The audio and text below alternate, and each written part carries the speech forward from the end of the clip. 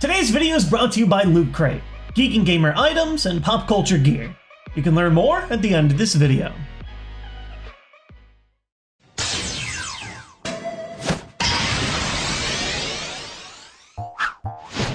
Welcome to the world of Pokemon Go. I'm Professor Willow, and I'm barely gonna tell you anything to help you in this game. If you caught my Pokemon Go review, one of my biggest complaints with Pokemon Go, despite it being a huge social gaming success, is that many people are clueless on the game's many features because the tutorial is bare bones. Today, I wanted to share some of the advice that I feel has helped me the most over my Pokemon Go adventure, including lots of stuff that I wish I knew from the very beginning. This won't really be a tutorial for every step of how to play the game, but I will be sharing information on optimal capturing, evolution, battling, and leveling up. Number 10.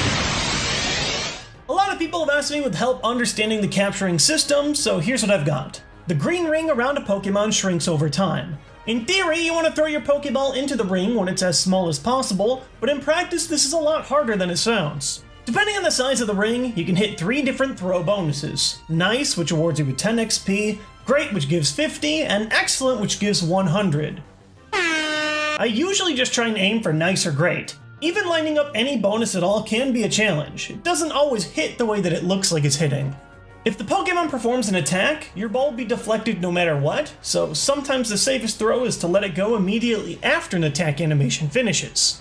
One tip I really recommend here is turning the AR switch in the top right to off. While the AR mode is great for pictures, the Pokemon you're aiming for move all over the place when it's activated. When it's off, they stand in a stationary spot, making it a lot easier to aim. You can also spin a Pokeball in front of you until it glows to throw a curveball with an arc to the left or right, along with a small XP bonus if done correctly. Keep in mind to throw the ball in the opposite direction that you're about to curve for it to land center eventually, similar to the Wii bowling throws that you would do to try and get a strike. This can also help you get a little more distance on your throws to hit Pokemon that appear farther away. Number 9. Hold on to your Stardust at the beginning of the game. There are only 3 ways to obtain it, and they're all in pretty small quantities. By capturing Pokemon, hatching eggs, and redeeming the Daily Defender bonus at the top right of the shop for each Pokemon that you have still remaining in a gym. It's very tempting to select Power Up on early Pokemon, especially the starter that you get at the beginning of the game, but I heavily advise against it, especially because of this next tip. Number 8. As you gain experience and level up, the CP of Pokemon that you find in the wild increase as well. This doesn't just give you Pokemon with higher CP values, it gives you Pokemon with higher potential CP as well. Take a look at these 2 Poliwhirl that I own. The one on the left was caught in one of my first days playing, and the one on the right I just grabbed recently. Both Pokemon appear to have around the same point on their experience bar, but the difference in CP is really noticeable, and it'll become even larger when this Pokemon evolves again. In general, if you want to evolve your Pokemon to have more CP in the long run, evolve your newest Pokemon of that type. Even if a Pokemon has a lower CP value, if it was caught more recently, it will very likely have a higher CP potential. Remember Karen's famous saying? Strong Pokemon, weak Pokemon. That is only selfish perception of people. Truly skilled trainers should try and win with their favorites. Karen never played Pokemon Go. It's a depressing game, where the starter Pokemon that you pick up at the very beginning has some of the lowest potential of any Pokemon you'll own. Here's my starting Squirtle, and here's a Bulbasaur I just picked up off the streets. Poor guy didn't stand a chance. Number 7. Here's a side tip building off of the last one, but if you want to evolve from a basic Pokemon up to that 3rd stage, and you want that Pokemon to be competitive, you should wait until you have enough candy for both evolutions back to back. I know that sounds ridiculous, and that is a lot of candy, but here's the problem. If you evolve a Pokemon to its 2nd stage, you'll probably need a lot more candy to get enough to reach the 3rd. And by the time you've caught Pokemon to achieve that much candy, your level will be way higher as a trainer, and chances are that you've started finding new Pokemon that have much higher CP potential than the one that you were working on in the first place. It puts you in a spot where if you evolve that Pokemon, it won't have as great of a CP total as your newest Pokemon will. Also, if you're having difficulty collecting candy, don't forget that returning a Pokemon to the Professor gives you 1 additional candy of that Pokemon's type. Goodbye, Pikachu! Sorry bro, really needed the candy! Let's move on to some gym battle tips. Number 6. I'm still trying to learn the best options for this, and it's very possible that battling could become its own detailed video, but here's what I've got so far. Faster attacks are much better in gym battling because they build your secondary attacks much faster and seem to deal a much higher damage per second. Fast attacks are typically, but not always, the attacks with a lower damage number. I was so confused when I noticed that my highest CP Pokemon Muk typically perform worse than some of my lower CP Pokemon. But you can just tell by watching my battles how much more damage Pokemon like Golbat deal with a fast attack. In a perfect world, you have a Pokemon with a fast first attack and a high damage secondary charge attack. While there is a lot more research to do on this topic as players are digging through the game's data, here's a list of some very fast attacks that users from the Sylph Road on Reddit were able to compile. On the flip side, stronger, slower attacks should be used when dropping Pokemon off to defend a gym, because the AI will automatically attack with them at a fixed rate. So even if a Pokemon isn't the best choice to lead for your gym attacks, it can still be useful for holding the fort down once you're dropping defenders in. Number 5. One of the most frustrating systems in Pokemon Go is the battle dodging. When the heck do you need to move out of the way? From what I've gathered, the screen blurs yellow for a split second during gym battles. It's hard to see, but I'll slow the footage down, and you can see it best at the bottom of the screen, right there. There is when to dodge. The biggest trick here is that the blur doesn't always match the animations that you see, which is why you can be confused when trying to dodge and it isn't working. For some Pokemon like this Vaporeon, the yellow flashes way before the water even gets to you, giving you a huge window to attack successfully if you move out of the way first. It definitely takes some time to get used to, but when done correctly, you can take down Pokemon of a way higher CP than you by clearing out rival gyms or powering up your own. Number 4.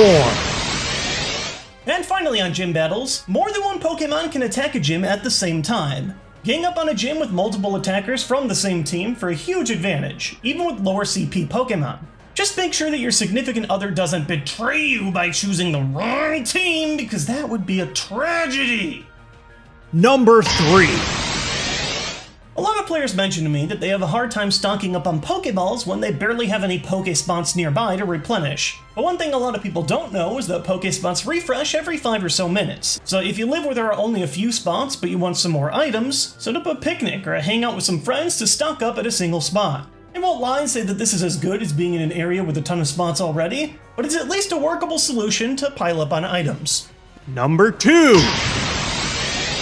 Moving on to egg hatching, use the infinite incubator on the lowest step count eggs. This allows you to maximize usage of your unbreakable incubator, while saving the larger 5k and 10k step eggs for your breakable incubators if you choose to purchase them. Larger step count eggs give rarer Pokemon, but in general, all eggs give you a lot of candy compared to simply capturing. If you do decide to throw a few dollars in incubators to hatch multiple eggs at a time, the least you can do is make sure that those purchases are used for as many steps as possible, while the perfect red incubator plows through those 2k eggs. Number 1. And finally, arguably the best tip that I've seen so far is to save your evolutions and evolve as many times as possible in a small window of time using a single lucky egg. Evolving normally gives you 500 experience, so turning this into 1000 on a single lucky egg for every evolution is huge. If you abuse a single lucky egg by having a mass evolution party, you can earn multiple experience levels at once in a giant experience wave. The easiest way to hoard Pokemon for mass evolution parties comes with a surprising source: Pidgey, Caterpie, and Weedle. These normally pathetic Pokemon evolve faster than any other, needing just 12 candy to reach that second stage of evolution. While I recommend waiting to evolve as many Pokemon as possible all at once, these 3 are going to be by far the easiest way to do it. Once you have around 20 to 60 Pokemon ready to evolve, pop a single lucky egg and make as many evolutions as you can as fast as you can. While I didn't have a full batch ready for this video's footage, I evolved around 20 Pokemon during this example video, giving me enough experience to jump directly from level 17 to 18. If I was smarter and saved some easy evolutions for lucky eggs from the very beginning, I would probably be at a way higher level today. Lucky eggs are pretty rare if you don't buy them, so using the ones that you do own to their best potential is a great strategy to get more experience, which gets you more levels, which gets you more items, and also gets you the chance to run into stronger and stronger Pokemon. I want to take this time to thank today's sponsor, Loot Crate, for their help supporting this channel. They're helping us keep the show up and running, keep our editor Sunder happy, and helping me experiment with different solutions for recording Pokemon Go on the go. For less than $20 a month, Loot Crate sends you a box each month full of 4 to 8 items, which includes a bunch of officially licensed gear, clothes, collectibles, and exclusive Loot Crate only items from your favorite shows, movies, game franchises, and more. And each crate comes with an exclusive t-shirt that you can't find anywhere else. And while it certainly feels like the future right now, with people roaming the streets for digital creatures, this month's theme is futuristic. The upcoming crate will be backed with items from all sorts of pop culture predictions of science in the future, including Mega Man, Rick and Morty, Futurama, and Star Trek The Next Generation. If you're interested in this month's theme, you can sign up now at lootcrate.com/jwits and enter the code JWITS at checkout for 10% off any new Loot Crate subscription. You have until Tuesday, July 19th at 9 p.m. Pacific time to get this upcoming futuristic theme crate, but this code should work for any future months that drop as well. Huge thanks again to Loot Crate. They're our longest returning sponsor, and I've always had a ton of fun opening their new crates each month. Thanks for watching today's video. Pokemon Go has been a wild ride, and hopefully these tips help you on your new adventure. I'll catch you guys next time with more Nintendo content.